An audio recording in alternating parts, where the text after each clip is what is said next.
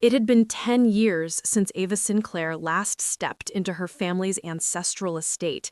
10 long years since she walked beneath the grand chandelier that once felt like a crown over her family legacy. She left with nothing but a worn-out portfolio and her father's final, cutting words echoing in her mind. "You are either building empires or wasting time, and you're wasting mine." Now, as dusk painted shadows over the Hudson Valley, Ava stood quietly in a storm of luxury, surrounded by champagne flutes, satin gowns, and fabricated smiles. Her scarf was secondhand, her boots worn, and yet her presence carried more weight than gold. This wasn't just her brother Ethan's engagement party. This was the unveiling of a legacy they never saw coming. Because hidden inside her bag was a secret, an invitation. Not from the family who dismissed her, but from Sierra Montclair's global nonprofit. 2 months ago, Ava anonymously designed the rooftop pavilion, being praised as the centerpiece of the wedding of the year, and not a single Sinclair knew. Not yet. She wasn't here to brag, or to cause a scene. Ava came for something far more important: truth, closure, and perhaps a reckoning. Charlotte, perfect poised Charlotte, was the first to notice her return, delivering a half-sincere smile layered in judgment. "Well, you're actually here." But Ava wasn't intimidated, not by Charlotte's charm, her father's shadow, or the curated perfection pulsing in the marble halls. Later, she found herself standing in the library, where she came face to face with the man whose expectations carved her path in reverse, her father, Marshall Sinclair. He hardly looked up when he addressed her, but when she revealed the truth that she didn't just work at the firm behind the pavilion, she owned it, he finally looked, and for the first time, truly saw her. Sinclair Systems, named not by legacy, but by triumph. Her company, her vision, and her resilience etched into every line of the structure above their heads. He asked what she wanted. She answered with calm fire, "Nothing. Only this moment." And in that stillness, something deeper than words passed between them. A man who built empires with pride, confronted by the daughter who built hers with purpose. Later, as the guests danced and the lights sparkled across the skyline, Ava stood silently beneath the ecodome roof she had designed. They celebrated beneath her work without knowing. But that wouldn't last. In just 3 days, the world would know who built Sinclair Systems, who redesigned the future. The girl they once dismissed was about to change everything. Because sometimes you don't need to storm the castle. You just wait until they celebrate inside something you built. There was nothing grand about Ava Sinclair's departure from the Sinclair estate. No fiery argument, no suitcase slamming drama. Just a quiet Sunday morning, a lukewarm cup of coffee cooling on the back patio, and Marshall Sinclair lowering the Wall Street Journal with a sigh. "I looked over your housing idea," he said, his lips curling with judgment. "It's not viable. No one with real money will take this seriously." Ava hadn't expected his support, only hoped, foolishly. But in the Sinclair family, any dream that didn't fit the legacy script was treated like treason. Her siblings had followed the conveyor belt from Ivy League classrooms to polished power. Ava was an outlier. So she stood up, folded her blueprint under her arm, and left. No drama, no goodbye. Just the bittersweet freedom of knowing no one would stop her, because no one believed in her anyway. That was 3 years before the world remembered her name. The day she moved into her Brooklyn apartment, the Sinclair name meant nothing. Gone were the marble foyers and catered dinners. In their place, a flickering kitchen bulb, a radiator that hissed like it held a grudge, and roaches that staged midnight races. Her apartment, a former storage unit, now passed off as a creative studio for $900 a month. Her bed was a futon, the toilet dangerously close to the microwave. But there, under a water-stained ceiling, Ava unfolded the same blueprint her father had dismissed. A radical idea: modular, AI adaptive microhomes powered by renewable energy, built for climate refugees and the housing insecure. She called them nests. The design was revolutionary: hydration harvesting surfaces, thermal sensors, and recycled debris construction. Engineers called it ambitious, a polite word for unrealistic. But Ava had learned realism was often just another word for obedience, and she'd spent her whole life refusing to obey systems designed to leave people behind. She worked in hunger, in isolation, in silence. She even sold childhood books and heirloom jewelry just to keep the lights on. But her lowest point wasn't in that broken apartment. It was in the spring, standing in front of a Manhattan VC boardroom, pitching her dream to 3 clean-cut investors with perfect ties and perfect smiles. After her passionate presentation, their response was polite, professional, and soul-crushing. The lead said, "It's visionary, but humanitarian work doesn't scale. You should pivot to eco-glamping, conscious luxury cells." And Ava, trying to hold her fire, replied, "I didn't build this for influencers. I built this for survivors." Still, they smiled with too many teeth. But survivors don't pay. Clients do. She walked 40 blocks home in the rain, letting herself cry. Not for the rejection, but for the creeping fear that maybe they were right. Sitting on a milk crate soaked in rain, watching pigeons squabble over a bagel, she received a message from Charlotte. "Mother heard you're trying to crowdsource a tin house. Should we be concerned?" She laughed until her ribs ached. They still didn't get it. They saw her as a failed idealist. But under the fatigue, under the ash and doubt, something in her still burned. A week later, she built the first nest. A sliver of land under an overpass in Red Hook. Technically illegal, probably dangerous. She built it with Maya, a FEMA engineer she met in a hardware store aisle. 2 women, gloves frayed, tools borrowed, solar battery packs on loan. Piece by piece, panel by panel, they raised a 12-foot-high haven. It had a collapsible bed, filtered rainwater tank, atmospheric cooling vents, an LED strip around the base. On the final night, they stood back. Ava's eyes welled up. Under that overpass, something sacred glowed. By morning, a survivalist vlogger stumbled on the nest and posted a walkthrough. "What is this? Solar futurism nest in NYC?" The video hit 1 million views in 48 hours. Messages poured in from refugee agencies, startup incubators, architects, NGOs. Some genuine, some opportunistic. Ava ignored them all. Instead, she changed the name of her company to Nestcore, privately held, led by an anonymous founder under the alias The Silent Architect.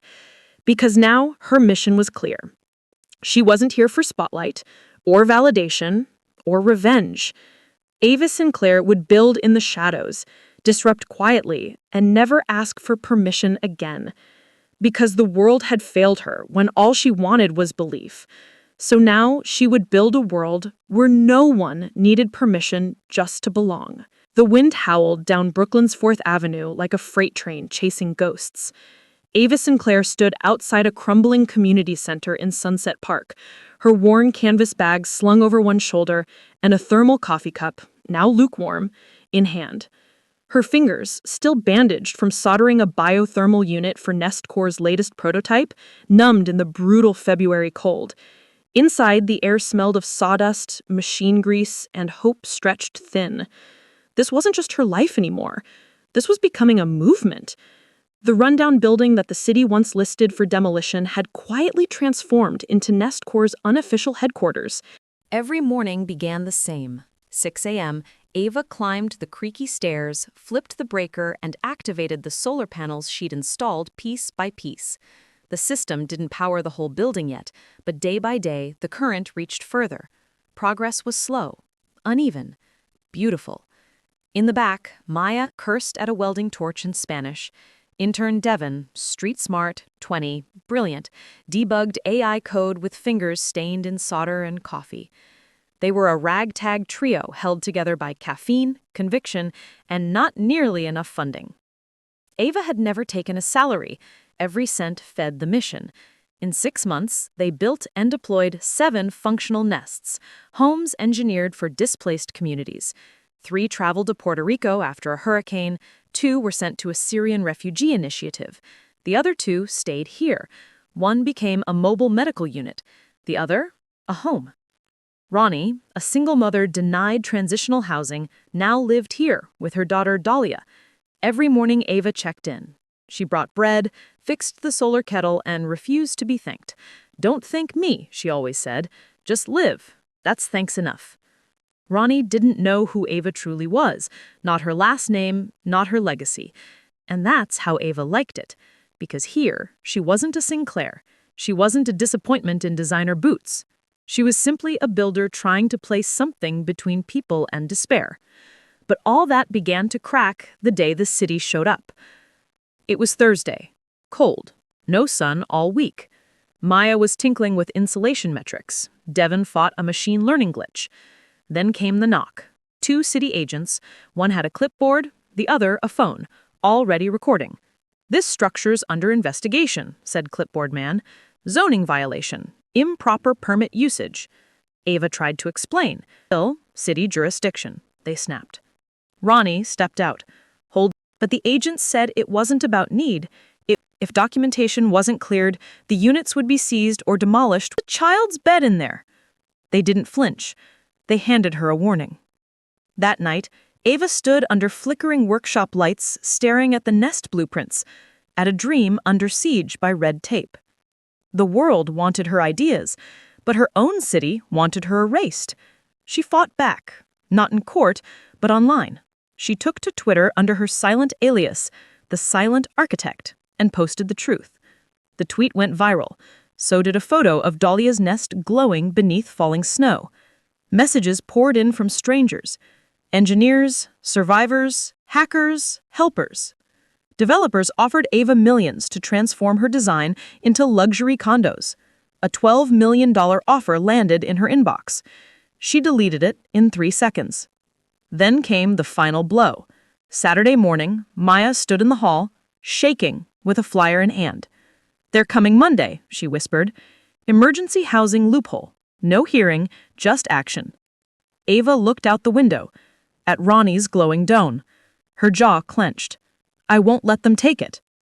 She contacted her last option, Mono, a ghost from undergrad, a hacktivist who once rerouted MTA buses during a strike.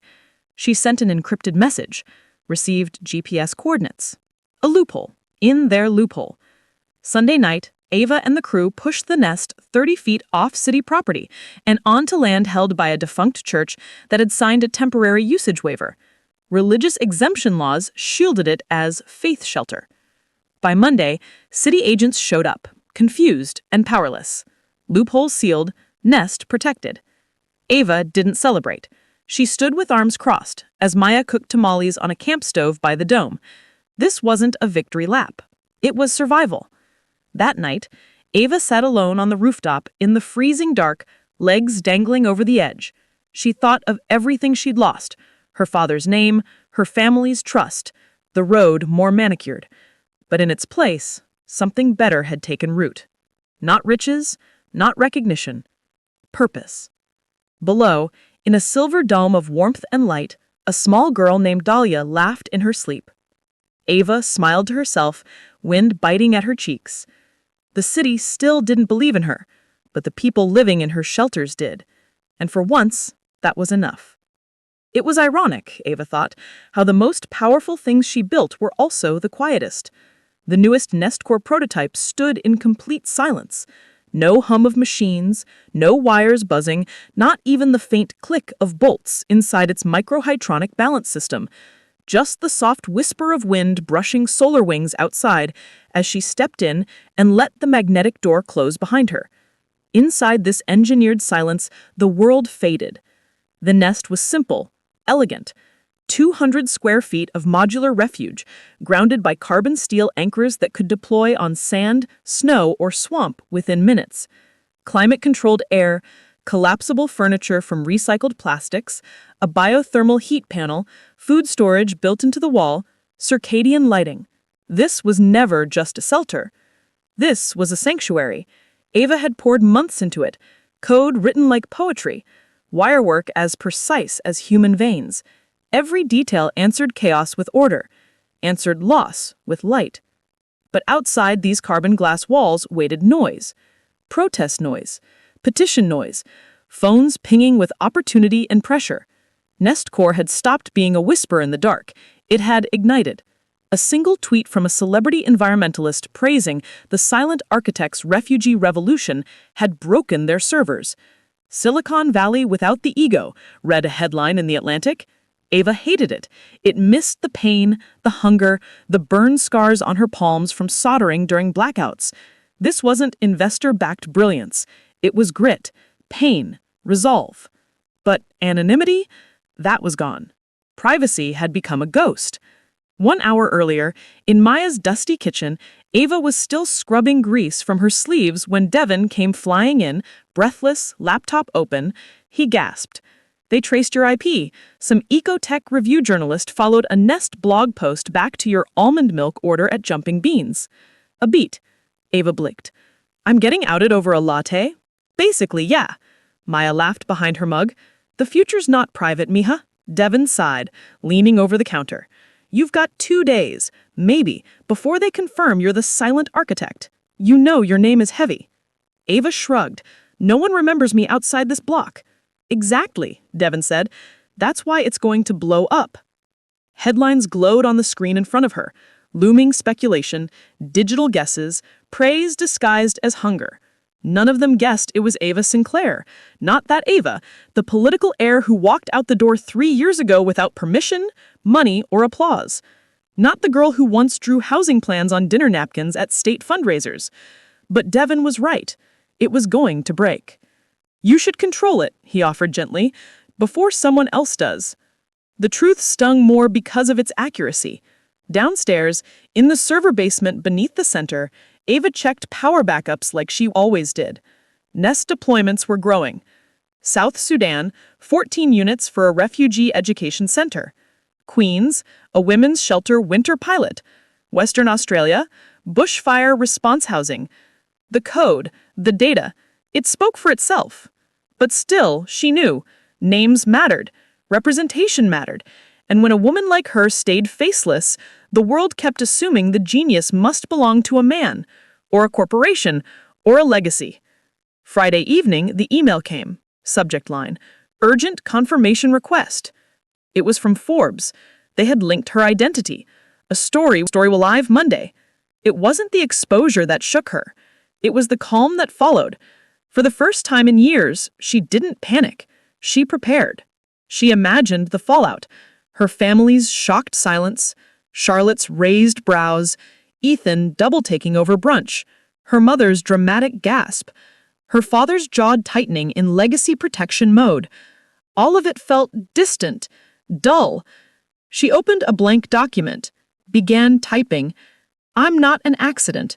I'm not a glitch in a system coded by old money and MBA resumes. I had no sponsors, no handouts, just a vision no one wanted until it worked. I wasn't imagined as the future, so I built it. She signed her name, Ava Sinclair. Founder, architect. Yes, that silent voice they kept ignoring. Then she attached one photo, a rare headshot Maya had taken mid-build, forehead streaked with grease, eyes steady, real. Her. In the body of the email, she typed only one final note. If you're going to write about me, make sure they know who I build for. Not funders, not headlines, but for the ones who just need a door to close behind them. She clicked send, then she slept. Not with fear, but with something heavier, stronger. Resolve. The sun caught on the glass skin of the city like a spark on water. Thousands of jagged skyscrapers rising like steel thorns from the earth, and one new name whispering through their marble halls like a ghost from the future. Ava Sinclair, the silent architect. The daughter who vanished, the founder who hid, the disruptor who refused the stage, until now. Every screen pulsed with her face. The Forbes cover had dropped like a thunderclap. The woman who redesigned Schulter and didn't ask permission. The profile described her as the founder of Nestcore, a company now valued at $2.8 billion, impacting 14 countries with 32 patents pending. The cover photo? Ava, standing in front of a Nestcore site in Africa. Dust on her hands, sun in her eyes, gaze steady and unapologetic. To the world, it looked like conviction. But inside, Ava was guarding herself the only way she knew how, by staying grounded. 3 floors below Manhattan's infamous Glass House Tower, in a lounge filled with polished cocktails and curated smiles, Ava stood alone in a clearance rack jacket and boots she had literally glued back together. Nestcore's identity reveal had landed her a last-minute invite to a tech panel, Visionaries of Resilient Innovation. Suddenly, everyone who once ignored her now claimed to be inspired by her. Photographers circled like moths. Someone had even staged a branded Nestcore cup on a pedestal, just for pictures. Maya, beside her, leaned in. "Self-serving adoration," she whispered. Ava nodded. "Too much silence, you're invisible. Speak once, and suddenly you're a spectacle." Maya smirked. "They don't love you. They love the mirror you hold to their mediocrity." Ava shrugged. "What if I only build mirrors?" Maya replied with a grin. "Then break a few for fun." The panel began. Ava stood in front of Ivy League degrees and moneyed resumes, wearing faded jeans and a clean blazer. No elevator pitch, no corporate spin, just truth. Home should not be a luxury born from history or luck. When we build cities that only rise for the rich, we aren't creating beauty, we're engineering hierarchy. The room hushed. I didn't set out to be a billionaire. I was just trying to keep a 6-year-old warm in a New York winter, using a prototype with no funding and my blood on the wires. Another pause. She called it her spaceship, and to her it was because it took her someplace safe. When Ava walked off stage, the applause stopped being about hype. It started to feel like belief. Later that evening, in a rooftop lounge full of backpatting elites, Ava spotted him, Ethan, her older brother. Suit, smile, champagne in hand. The same Ethan who once told her, "You're not builder material." Tonight, apparently, that look was finally marketable. "Wow," he said as he approached. "Ava." She tilted her head. "Ethan, you look professional." "Just on weekends," she shot back. He smiled tightly. "What do you say to a sister on a Forbes cover?" She sipped her drink. "You could start with, 'I was wrong.'" He winced, then recovered. "We were all just trying to protect your future." Ava's voice stayed calm. "By making it look like yours." The conversation twisted. Gently, he said their mother wanted to talk. Ava stared out over the skyline.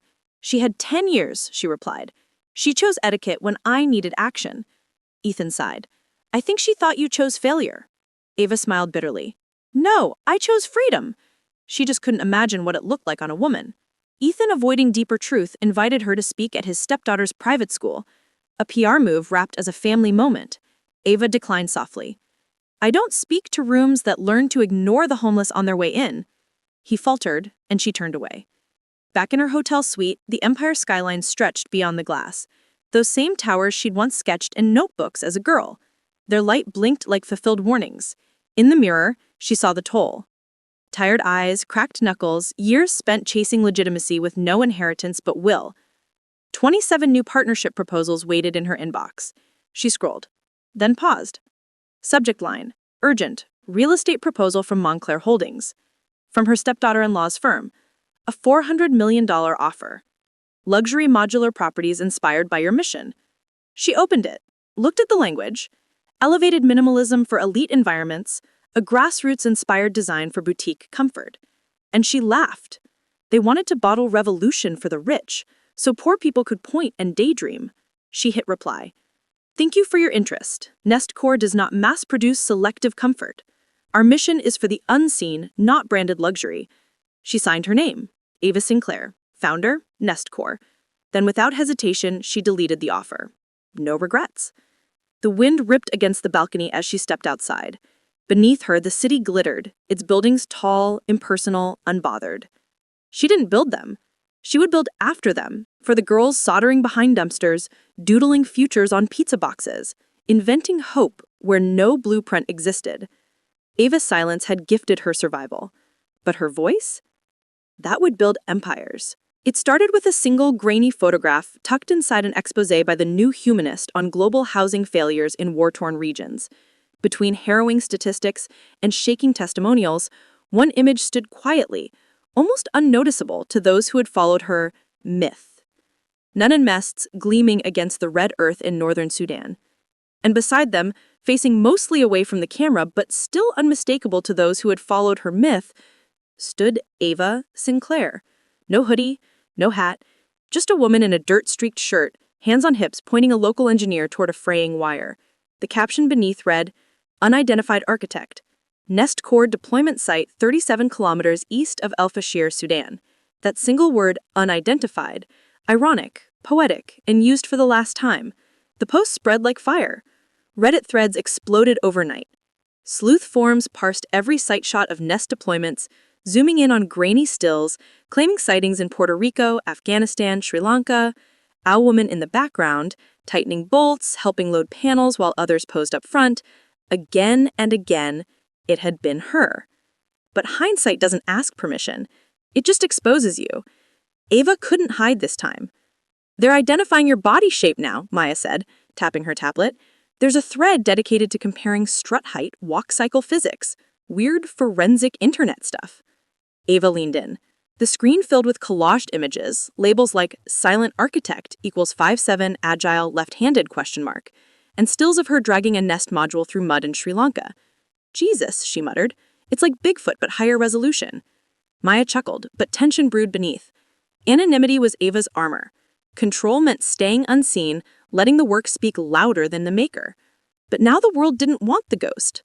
They wanted the woman behind the wire. And the real question wasn't if they'd find her, but how she'd show up when they did. "Come closer, the light hits your cheekbones better," said the photographer. Ava squinted. "What exactly is this shoot for again?" Rachel, her newly hired comms lead, answered. "Next Earth Futures. They're naming you a planet architect of the decade.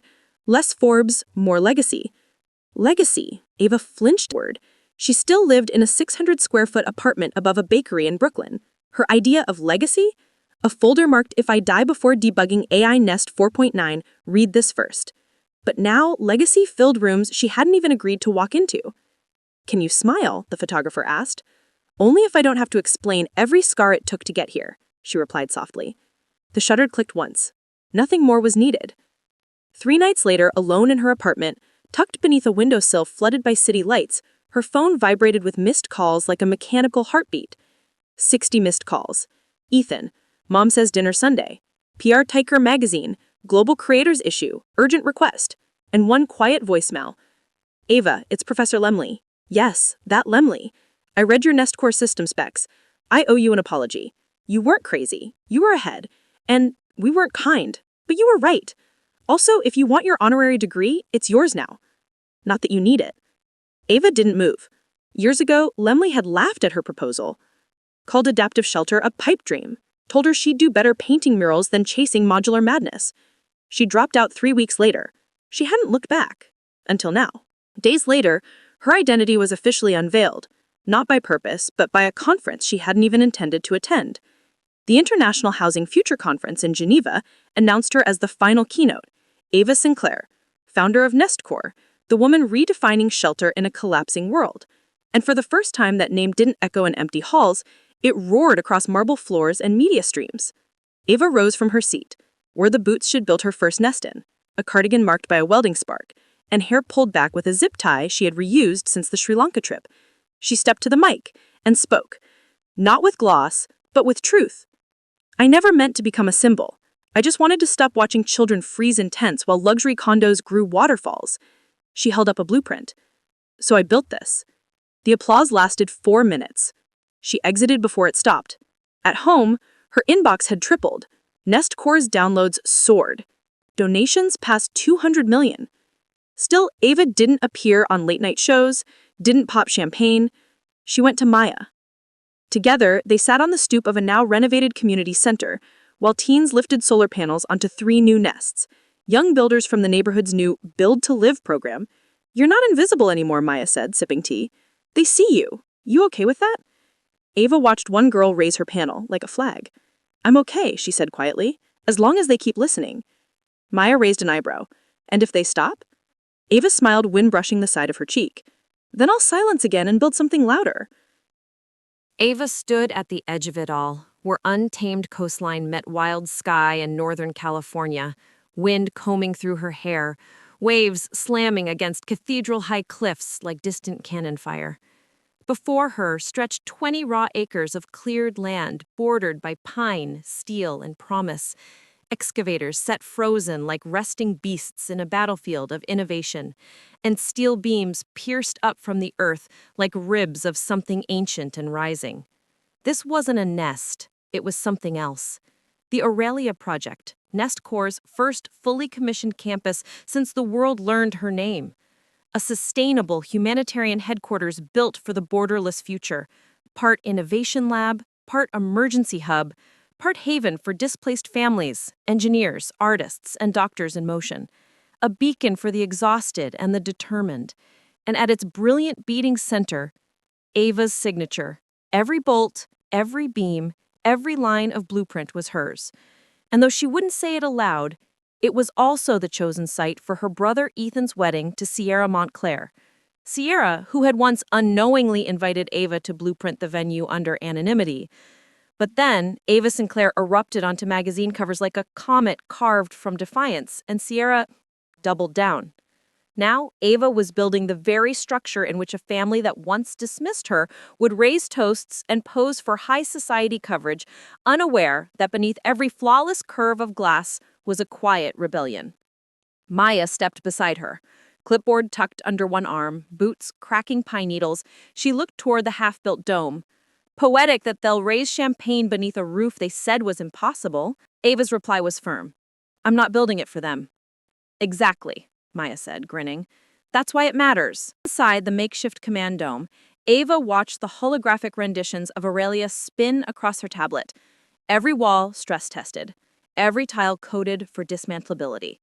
It wasn't a monument, it was a survival engine. An encrypted alert pinged through. Rachel, her communications lead, called from a secure line. The wedding guest list just dropped. Ava blinked. For what? For the rehearsal dinner. Your entire family's attending. Your mom, Charlotte, even that finance bro you didn't date. Also, they mentioned you by name. You're on the official write-up as special guest Ava Sinclair.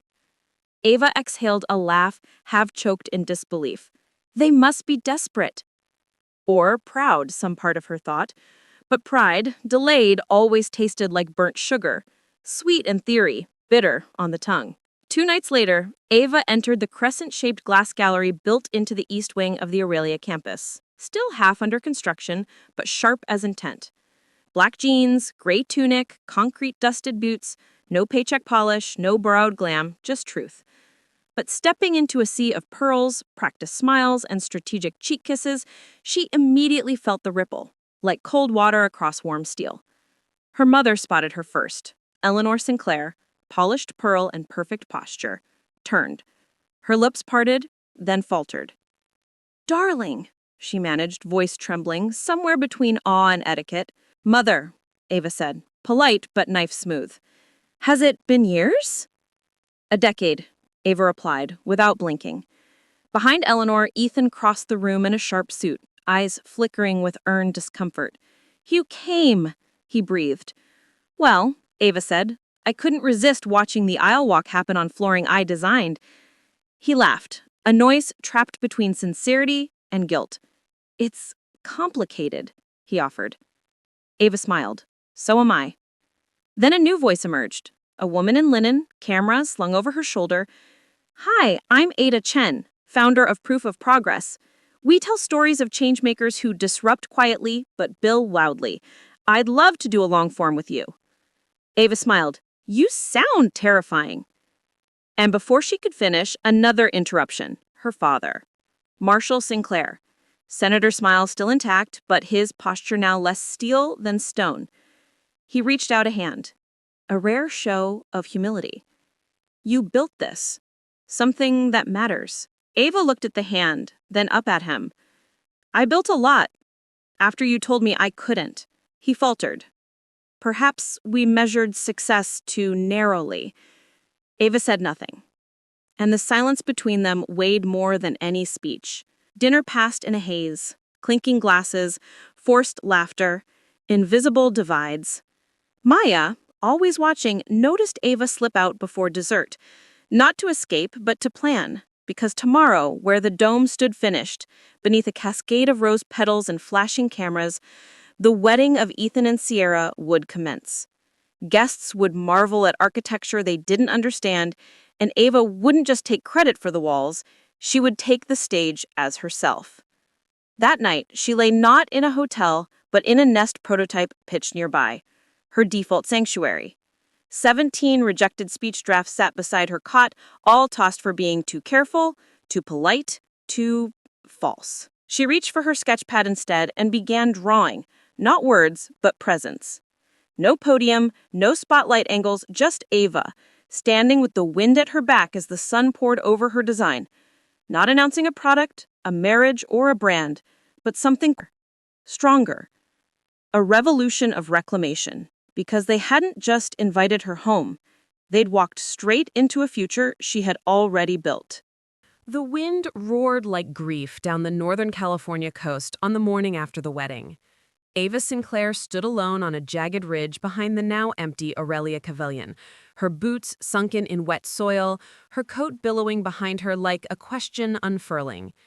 Just 12 hours earlier, this place had held curated beauty, laughter, champagne, handcrafted vows echoing beneath the dome she designed. Now it was still, hollow, quiet. The celebration had ended. The biodegradable decorations were gone. The polished guests had left. But Ava hadn't, because it wasn't over. Because the morning after every triumph comes the reckoning, and Ava's came in the form of headlines. She hadn't planned to read the news, but Rachel called 3 times, voice tight and urgent. "You need to see what they're saying." In the back of the Nestcore van, Ava watched the feed scroll like silent judgment. Savior or sister with a score to settle. Family drama or activist statement. Philanthropy meets pain. Sinclair's speech sparks firestorm. It wasn't her work under fire. It was her voice. They called her bitter, calculated, a billionaire with baggage. Ava stared at her face splashed across 6 articles, her words twisted into spectacle. Once, silence protected her. Now her truth made her dangerous. That afternoon, she returned to the build site, the steel bones of Aurelia's second face still warm from the sun. Labs, dorms, learning centers. The bigger vision. But Ava couldn't see forward yet, not with her body carrying the weight of everyone else's doubt. She placed her palm on a beam and closed her eyes, remembering the night she drew the first design line. Not knowing she wasn't just shaping architecture, but constructing a stage for her own reckoning. And now she stood in its aftermath, not rubble of stone, but of belief. A soft knock interrupted her thoughts. Ethan stood there, tie gone, sleeves rolled, something fragile in his expression. "I figured I'd find you here." Ava didn't turn. "Don't tell me you want blueprints for a honeymoon dome." He exhaled a half laugh. "I'm not here to pick a fight." "Then why?" she asked. "Because," he said, "I owe you something." Ava turned, guarded. "You think, or you know?" "I know," Ethan sighed. "I owe you an apology, and the truth. You didn't just build something, we all saw it too late. And while we were selling futures in marble towers, you were out here building futures in silence, with nothing but grit." She didn't comfort him, but she didn't walk away either. "You all needed me left behind so your shine looked cleaner," she said, voice low but unshaken. "You weren't threatened by my failure. You were terrified of my success." Ethan didn't defend, just nodded. Because now, finally, he saw. And so they sat, side by side on dirt and truth, passing a thermos between them in silence. "You were all wires and scribbles back then," Ethan said softly. "No, I was building something only I could see." That night, Ava sat alone inside the dome that started everything. Unit 0.1, the Dahlia Nest. The child who once called it her spaceship was now attending a STEM school on a scholarship Ava had quietly arranged. In that capsule of quiet, Ava opened her laptop and wrote. Not for Forbes, not for a legacy paper, but for proof of progress. The grassroots outlet that once simply asked to hear her, not shape her. She titled the piece, "Home is Not a Luxury, Notes from a Quiet Revolution." And she wrote, "I've been called visionary, rebel, silent architect, But before any of that, I was just someone watching the world burn, trying to build something steadier underneath it. This was never vengeance, this was reclamation, not of optics, but of breath. Because survival shouldn't require apology, because solace should not be bartered with permission, because I will always build for those who arrive last to the line, not first to the microphone. She clicked submit, closed the lid, and wept. Not from sadness, but from surrender. Days later, Ava received a letter, handwritten, unusual, with a familiar name behind delicate, aging cursive. Eleanor Sinclair. And it read, "There was a time I believed softness would bury you, that leaving our name meant leaving everything. I was wrong. You showed me that shelter is not weakness, it is defiance. You gave it to the world. I don't deserve your forgiveness, but I want to say what I never had the courage to say when you were young. I'm proud of you, daughter. Not for the elegance you could have adopted, but for the world you walked through bruised and then chose to rebuild." Ava folded the paper, held it to her chest. Forgiveness, for the first time, felt possible. On the 10th day after the storm, an alert pinged across Nest Corps' dashboard. 50,000 people sheltered. 18 countries. One dream. Ava sat back, reading the number not as data, but destiny. Because once this world told her no one believed in her. But now, the world did. More importantly, she did. And that was louder than applause, stronger than legacy, and far more permanent than any name ever carved into polished stone.